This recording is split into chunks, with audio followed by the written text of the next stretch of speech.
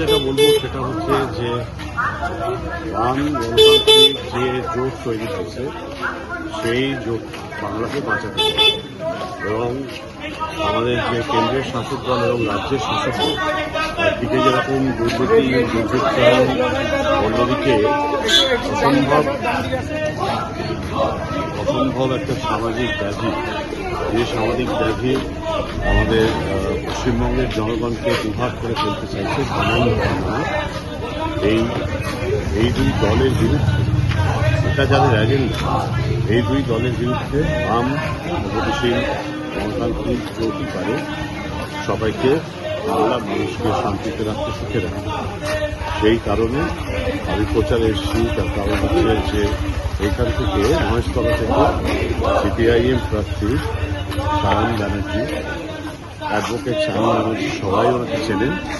তিনি এখানে এই বাম গণতান্ত্রিক জোটের মুখ হিসেবে প্রার্থী হয়েছেন। আমি অবশ্যই আহ্বান করব যে কমরেড সায়ন ব্যানার্জিকে আপনারা বিপুল ভোটে বলবেন। মহেশতলায় কি উন্নয়ন মনে হচ্ছে যে বাকি রয়েছে?